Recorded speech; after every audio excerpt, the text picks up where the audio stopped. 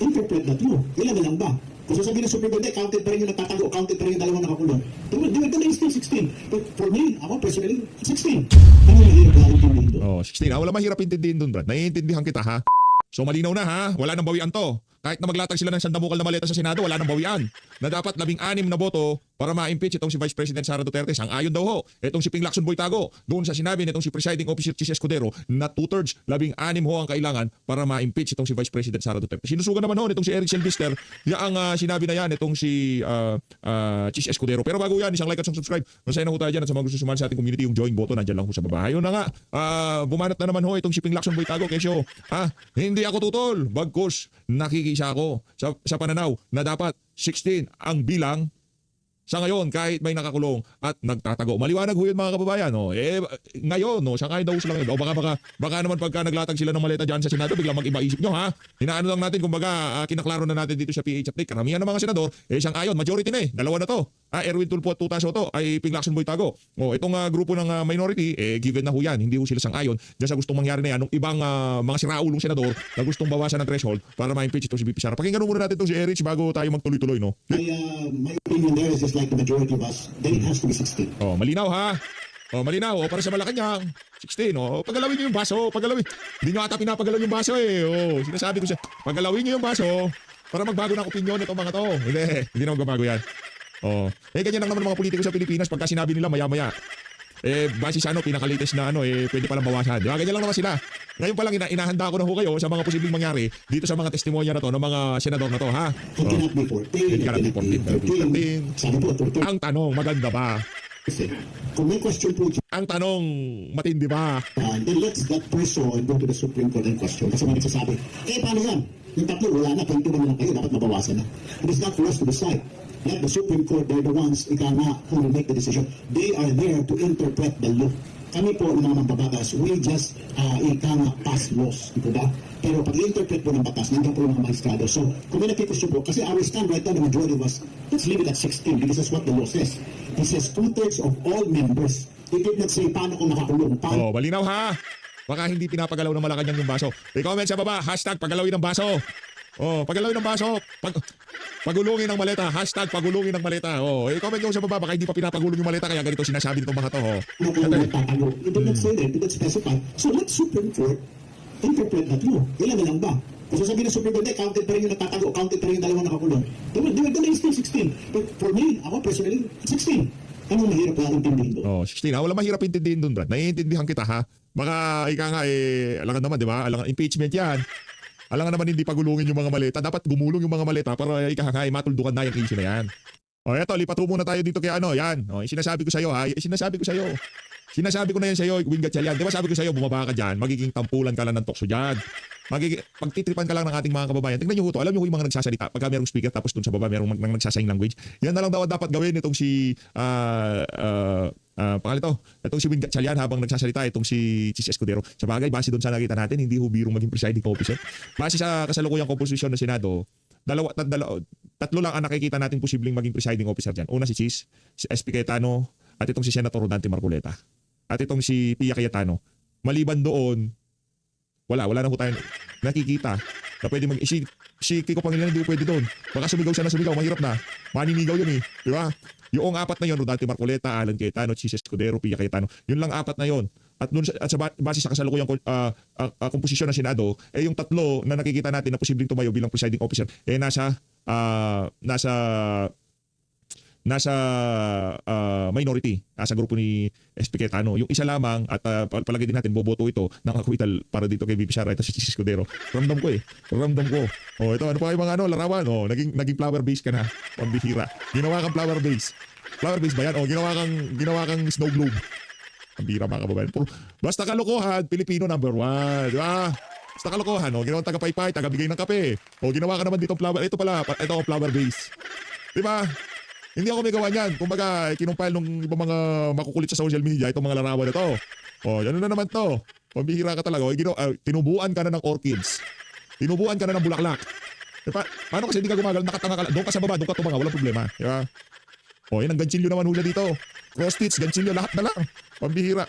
Dito naglaro siya ng laro ang pambata. Tingnan nyo naman kaluloko ang mga Pilipino. Basta kalokohan, Pilipino number O, meron pa ho dito. Ito. Ito ang pinakaikanga, ito na yung sukdulan sa kalukuhan ng ating mga kababayan. O, panoorin ho natin to. Okay, matindi tong siya. No? Ito talagang sinasabi ko na sa iyan. Umalis ka dyan. Diba? O, game. O, tingnan nyo naman yan. O, ginawa ko siyang taga-makeup. O, ayan o. O, bagay, ang kukulit ng mga kababayan natin. Basta kalukuhan. O, diba? O, yan. O, ganyan. Lagay ko lang ho dito to ha. Dito sa bandang taas. Tapos habang pinapakinggan natin, itong si Sherlito Banayo, sa kanyang pagka-analisa o pagkilatis sa una at ikalawang araw ng impeachment trial ni Bibi Sara dyan sa Senado. O ngayon siguro maniwala ka na sa akin, Win Gatchalian, na bumaba ka na dyan sa podium at bigay mo na kay Chis Escudero, yan, kung hindi mo rin naman kaya, ilang beses siya nagsalita kahapon, siguro nagano siya, Mami, I go out. Favorite ko yan eh. Diba, mag-aaral ako, Mami, I go out. O, diba? Makakasegway ka sa labas eh, diba? Tapos huwag ka na bumalik. Yung bag mo, tapon mo na doon sa bintana, tapos Mami, I go out. Uwi ka na, diba? O, laro ka na. Ganun ang yun, technique yun. O, sa mga bata, yun ang gawin nyo. Magiging magaling kayong estudyante, okay? Tapon sa bintana yung bag. Pag may I go out, kunin yung bag. O, wala na, maglakwatsa ka na. Chill. O, diba?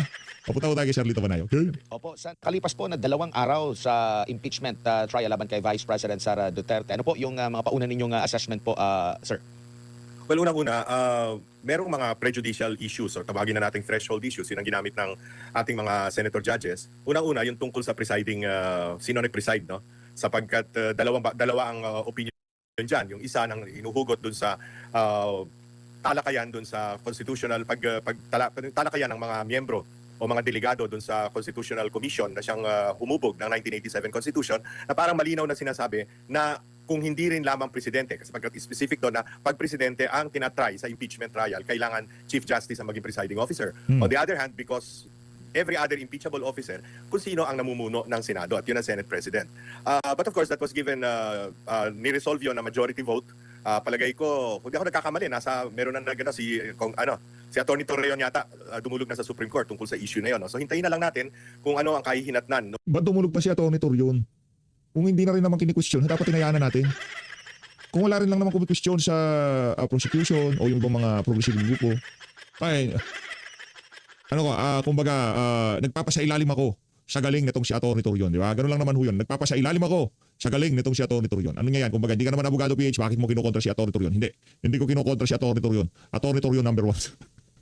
Noong, wala tayo sa lugar para questionin o tanungin kung ano man ang pinaplano ni Atty. Torreon, di ba? Kung ano man yung ginawa niyang pagdulog sa Korte Suprema, hindi ho natin alam. Makatapos na impeachment, bukas doon pa lang resolbahin ng Korte Suprema yan. Ngayon, pagka inuna ng Korte Suprema yan, alam na this. Di ba? Alam na this. At kung sakaling paborable, doon sa mga prosecution, yung ginawa ni Atty. Torreon, alam na this.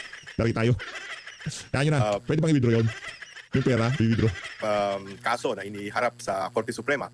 But on the other hand, naiintindihan din naman natin siguro sapagkat especially dun sa first day of hearing, nakita naman natin na kung gamay na gamay ni Senator Chis Escudero yung pagpipreside, yung proceedings nung trial. No? Kasi nga, abogado siya. At aminin natin, bagamat hindi naman natin tinatawaran ang talino ni Sherwin Gatchalian, Senate President Gatchalian, talagang yung trial na ganyan, kailangan at your fingertips yung rules of court, rules of procedure, and all that. No? So, ako personally, wala akong tutol except kung merong constitutional issue na involved. Wala akong tutol sa pag-preside ni Senator Chis Escudero. Bagamat, ayan o, sir, at least, di ba?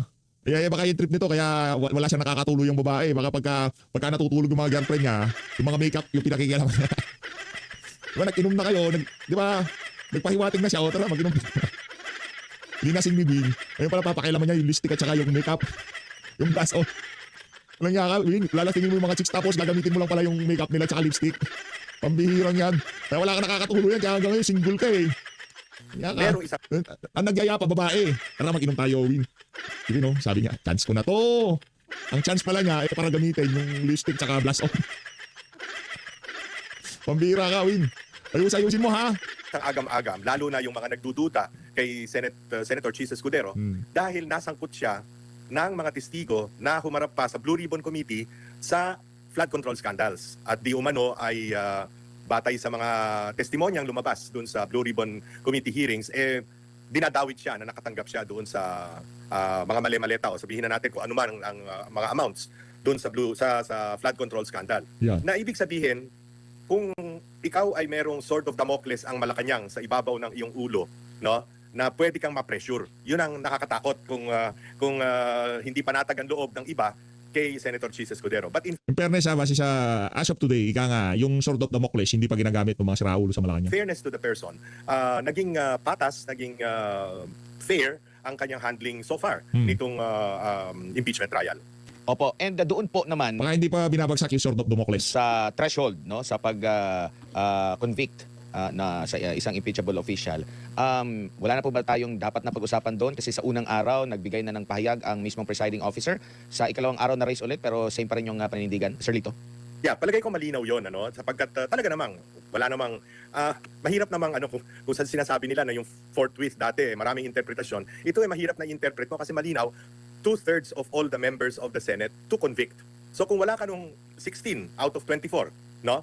Sapagkat maliba kung mamatay ang isang senador, mag-resign, Mag-resign, oo. o di Mag-resign kaya yun. itanggalin, i-expel ng Congress, ng Senado, na kailangan din ng 2/3 vote to expel, mananatiling 24 members ang Senado. Kaya yan ay nakakulong, kaya yan ay nagtatago, whatever it is, the fact is they are still senators. No? So, idulog man yan ng prosecution o ng kung sino man sa Korte Suprema, palagay ko, malinaw sa ating mga senator judges na they have to comply with the 16 number to convict. Opo, and dapat na bang mahinto itong mga debate ukol dito kasi hanggang ngayon meron pang nabubuhay ulit ng mga debate mula pa rin sa mga sinasabing legal luminary experts ukol po dito, Sir Lito. Parang alam mo yung parang merong silang mina-mindset nila ang taong bayan para dito, para sa mga tangka sa hinaharap ba? Alam mo, Admar, all of what we've been seeing is mind-setting, no, Mind on the conditioning, part oo. of the prosecution. Mula pa doon sa mini trial, o tinatawag na mini trial doon sa Justice Committee. Makikita mo halimbawa, yung tula ni ni Congresswoman Jervil Luistro. Di naman siya nagbibigay ng opening statement, tumutula siya Tumutula, kahapon. oo. No? Na para bang hindi niya ina-address yung mga senator judges. Ang ina-address niya yung gallery. Wika nga, she was speaking to the gallery. And in this case, the gallery was not the 200 people inside the Senate session hall, but the people who were watching on television, in their cell phones, lahat-lahat ng nakikinig sa radyo, sa teleradyo, yun ang kanyang ina-address. So lahat yan propaganda. Pati yung pagsuot ng pula nga, sabi ng isang kaibigan ko, bloodbath red ang suot ni Congresswoman Luistro, no? Na para bang talaga, makikita mo lahat sila, no? Even yung ngayong araw na ito, no? Parang ang ina-address nila, yung gusto nilang kunin, siraan si Vice President Inday Sara without bothering about the niceties of a trial, no? Dahil ang laban nila rito, kung hindi rin nila mako-convict, sisiraan nila ng sisiraan, no? Kaya yun ang kanilang punto de vista. As compared to yung abogado, yung lead lawyer, si attorney Sheila ba yun, Sison, no? Na nakita nating very straightforward, very businesslike, no? Para siyang nasa korte at pinasok niya isa-isa yung mga gusto niyang ilantad sa senator judges at from the senator judges to the public. Very businesslike, no? Dapat ganun eh. Ang kaso nga, ang intensyon ng kabila ay propaganda more than anything else.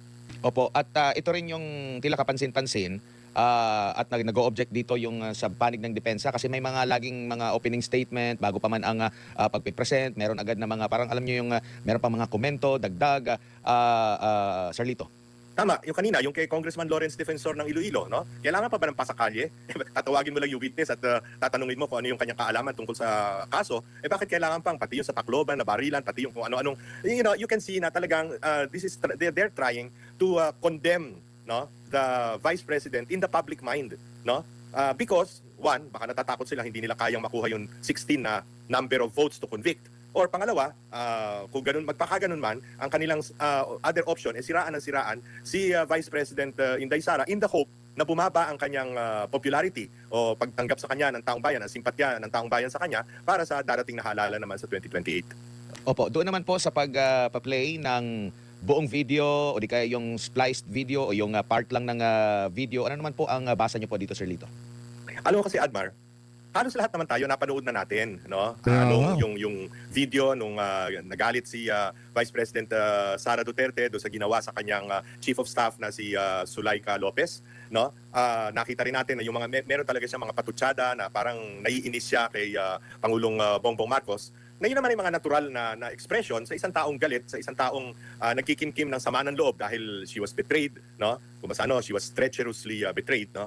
So, yung paghingi ng buong 2 hour and 18 minutes ba yun ay ang punto de vista ng defense na nakikita ko ay para ipakita nga yung konteksto. Bakit siya nakapagsalita ng ganoon? Ano yung mga circumstances prior to the event, do sa kanyang 2 minute and 8 seconds na pinakitang bugso ng damdamin, sabihin na natin, no? Ano yung naka-trigger bika nga nitong ganitong ano. Kaya ang sinasabi nung kanilang abogado ng defense, si Attorney Narvasa, na para to put in context, no, the 2 minute and 8 second part of that whole video. Opo, sa tingin niyo po, maipi-play din ito along the way? Mas Sana interview niya no, interviewin si ano pangalan nun? Yung babae, yung sa News 5. Yung makulit mag-interview, yung nakikipagtalo. Kalimutan ko pangalan, yung pangit. Pagka di mo nalang pangalan, pangit talaga, no? Pero may interview niya si Prof. Malutigia. Regina. Kasi bagay, ilan lang ang pangit doon. Pagka may nakita kayong pangit, malamang sa malamang. Si Mayan Los Baños, nasa Senado. So, pangit din siya, kaso nasa Senado siya. So, hindi natin makikita sa studio, ang tambay sa studio, si Regina. Yun ang pangit. mas magiging productive ba, lalo na sa side din ng depensa? Kasi ang punto nga nila, sabi nyo nga po, is malaman yung konteksto ukol nga po dito sa kung bakit nabigkas yun ng Pangalawang Pangulo. Well, tingnan natin, ano? Sabi nila kanina, sa kanilang pag-cross-examine, hihingi nila yung buong 2-hour episode, no? But we will see that because syempre, yung mga abogado ng defense, gaya rin ng abogado ng prosecution, on a day-to-day basis, nagmi-meeting yan at pinag-aaralan kung ano ang kanilang mga next moves, no? So that their performance during the trial will hew to their desired objective. Opo, no. Dito naman po sa mga pag-object ng depensa, no, ng abogado po ng depensa. Ano naman po masasabi niyo po, kasi naging sentro din ito ng debate sa online, na hindi makausad-usad yung mga tanong na sabi naman ng mga netizen na bakit parang ini-emphasize yung pagpatay, pag nagbigkas na pagpatay, parang ganun. Parte ba yun ng Talagang binibigyang diin, di ba? O, strategiya din? Pero laging nang akala ko, ako lang nakapansin noon. Marami pala sa ating mga kababayan na nabuisit doon sa pagbanat na yun ng mga taga-prosecution. nag-o-object ito bawat salita ng prosekusyon. Ano mo po ang basa niyo po rito, Sir Lito? Yun na nga yung tinutumbok natin, Admar, na talagang ang on the part of the prosecution, they just want to condition the minds of the public. Na parang wala silang respeto actually dun sa 24 na senator, 20 lang yata sila kanina, na senator judges. Parang akala nila kaya nilang dalhin, no, i-condition din yung minds ng senator judges. Karamihan naman dyan may ulo, may utak, at karamihan ang mga iba dyan dumaan na sa 2 o isang impeachment trial nung in the past, no. So yung mga ganyan, par for the course yan. Lahat ng mga abogado talagang bubusisiin ang bawat dokumento, bawat papel, no. Importante yan kasi kung masalisihan ka ng isang fake na papel dun sa mga annexes at pagkatapos yun na naging Achilles heel mo, bika nga, no, madadali ka nang hindi mo. Kaya kailangan talagang masusi ang pag-aaral sa mga dokumento na hinaharap, no, sa trial na ito. Maging yung mga gawi ng depensa pinupuna din ng prosekusyon. Like halimbawa, wala namang kumbaga hindi naman wala namang sinasabi yung sa presiding officer, pero nagko-komento siya na nag-walk out, parang nag-walk out yung lead counsel ng kabila. Pero tinatanggi naman ito ng depensa yung mga ganun. Pati yon, parte ng mga estratehiya nila para magkaroon ng naratibo sila na maiset, Sir Lito. Precisely. Can you imagine sitting in a trial for 4 hours straight? Hindi siyempre gusto mo rin naman mag-toilet break. Pati yun, pinalaki pa nung abogado, yung sino ba yung abogado nila? Ligutan, no? Attorney Ligutan, no? Speaking of Ligutan, teka lang. Asa si Ligutan?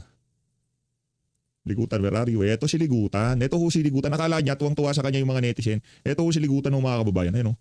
Siya pala yung sumisinghot, hindi si Cheese. Ayun, no? Ayaw ko lang mag-play dyan, paikot-ikot. Habang ang nagsasalita itong si Sherlito Banayo, lagay ko lang dito yung ilong niligutan. Naalala nyo, nung nag-speech si Marcos Jr. sa UN. Di ba? Meron din tumutulo sa ilong niya. Kaya ako, na itong mga to hindi na lang ho sila maliit gang ngayon. Sa tingin ko, na ho sila, mga singhot gang na sila. Pulburon gang na rin ho sila ngayon. No? Tingnan naman yan. Ano ba yan? Pampalakas ng loob. Pagka sininghot talagang yung confidence level mo, ito na root, gano'n? Pambihira, oh. Kita mong nitpicking. Oh. Tingnan mo na lang yung ginawa nitong si share nyo itong video na to para mapanood ng ating mga kababayan yung residue na umaagos sa ilong nito si Ligutan. Pambihira.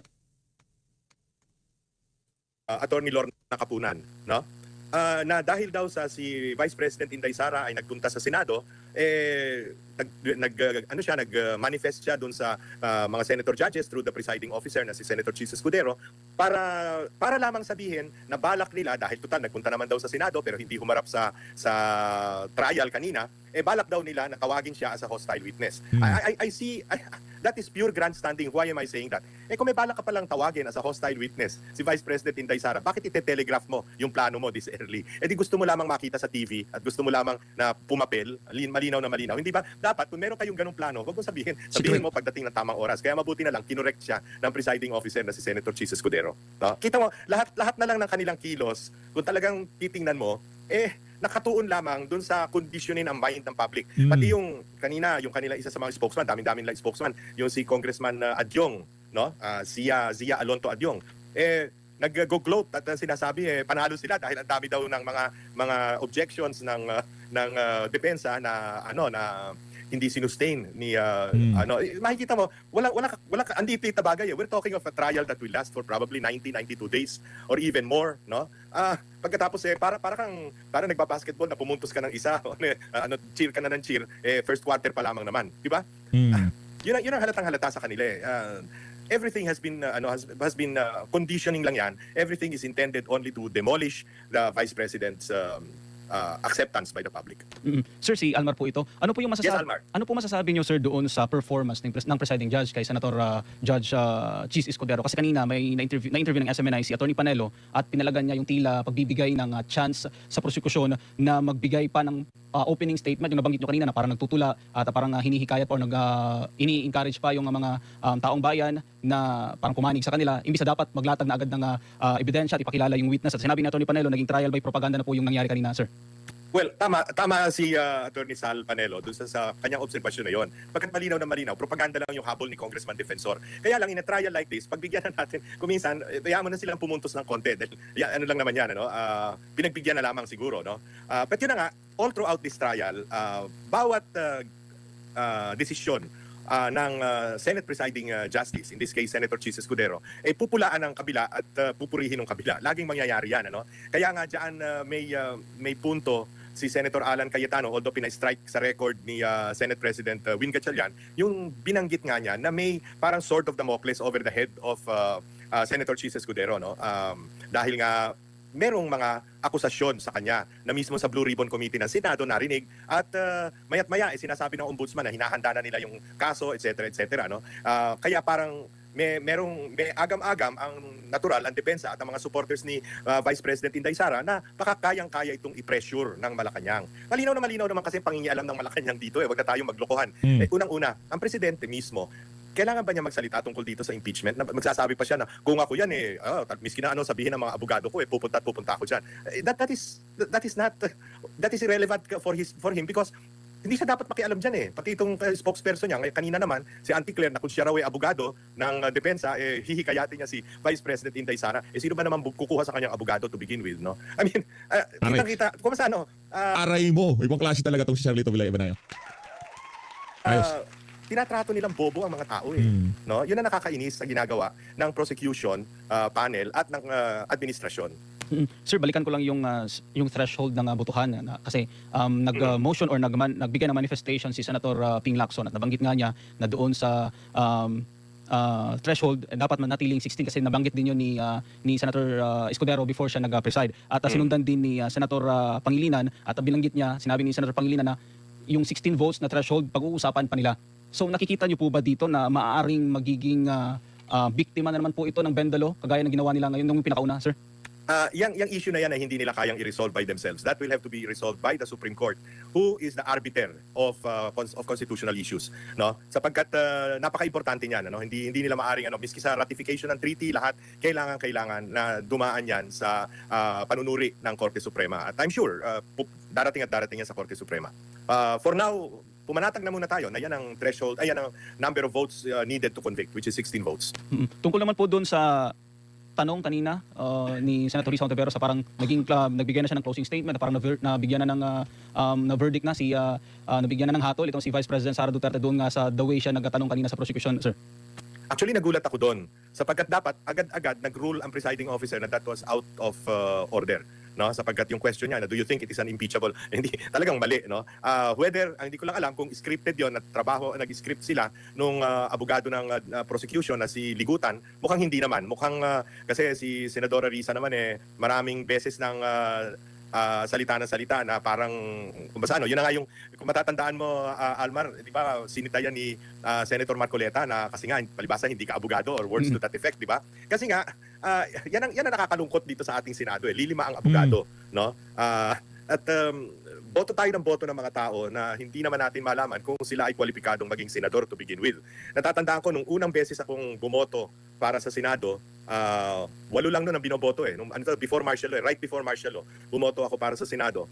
Lahat ng 8 na nananalo ay abogado at 6 doon sa mga natalo ay abogado rin, no? So makikita mo yung diferensya nung quality ng mga hinahalal nating senador nung araw, no, na matino pa ang ating saligang batas kaysa sa ngayon na pure popularity, pure celebrity status ang siyang namamayani sa pagpili ng taong bayan. Sir, balikan ko lang yung day 1 ng trial kasi binanggit niya Senator Pia Cayetano na once na nagsimula ng mali, matatapos ng mali. So nakikita niyo po ba na ito na yung parang kinatatakutan ng marami sa ating mga kababayan na talagang mahatulan na si Vice President Sara Duterte, sir? Hindi naman. Ang dapat lang hilingin natin sa Korte Suprema ay agad-agad naman sanang magdesisyon sa mga issues na ganyan na hindi naman napakahirap desisyonan. Naiintindihan natin na ang Korte Suprema has to be very careful dahil ang kanilang desisyon ay batas, no? Whatever the Supreme Court says is the law, part of the law of the land, no? Kaya nga tinatawag silang gods of Padre Faura. Pero sana naman nga itong mga issue na ganito agad-agad nang i-resolve, whether it is in favor of the Senate kasi Lupit ng pangalan, no? Gods of Padre Paura. pati yung circumstances ng pag-amend ng rules ng Senate ay questionable dahil 12 lang silang nandoon nung panahon na in-amend nila ang rules ng Senado, hindi ba? So all of these things have to be taken into consideration, and knowing na napakahalaga nito, lahat tayo nakatuon dito sa impeachment trial, dapat agad-agad namang kumilos ang Korte Suprema. Sir, yung box na binibida ng prosekusyon ay binalik na sa BIR. Yung ano masasabi mo dito, sir? Dapat lang. Pero dito makikita mo, propaganda value rin lang Doon sa mga abogado naman, si Luistro, si De Lima, si Jokno, sino pa ba mga abogado doon, no? Alam naman nila ang rules ng BIR tungkol sa pagbubukas ng income tax returns ng miski na sinong Pilipino. Yan ay cloaked in confidentiality. Number 1. Number 2, alam din nila na ang Pangulo ng Pilipinas lamang ang siyang pwedeng mag-otorisa sa kanila para buksan o para ilahad ang income tax return ng isang Pilipino.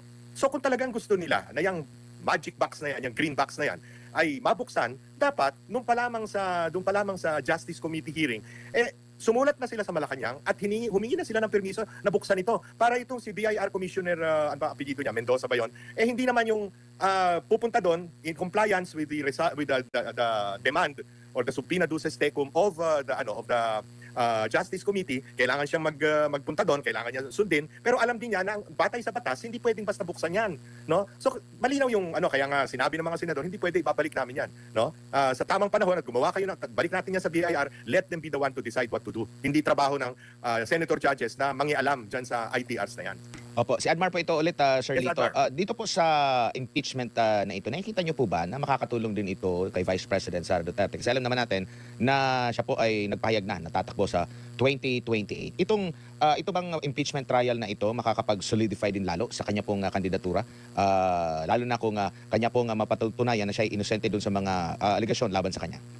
Well, as a political analyst, Admar, napakalinaw sa akin na sa isang kumakandidato para sa panguluhan ng isang bansa, napaka-importante na makuha mo ang simpatya ng taong bayan, ng botante. At dito, kanya nga maganda yung kanyang ginawa kaninang umaga. Actually, bilib na bilib ako doon sa ginawa niya. Kanina tanghali pala, yung pumunta siya saglit sa Senado at kinote lang si William Ernest Henley doon sa poem na Invictus, yung pinapamemorya sa atin nung tayo'y high school, na under the bludgeonings of chance, my head is bloody but unbowed. Yun lang basically, pinaraphrase lang niya yun, no? Sapagkat alam niya, ang intention lang talaga dito ay pukpukin siya ng pukpukin, banatan siya ng banatan, kaya sinabi niya, miski naduguan na ako, sa ending nga nung Invictus poem na yun ano sinabi doon? I am the master of my fate, I am the captain of my soul. It is a sign na una, naniniwala siya sa kanyang pagka-inosente sa mga paratang na ito. Pangalawa, na hindi siya susuko. Ayan ang kaya tama-tama yun, from a political standpoint, a political strategy standpoint, as well as from a communications standpoint, napakaganda nung ginawa ni Vice President Inday Sara na yun.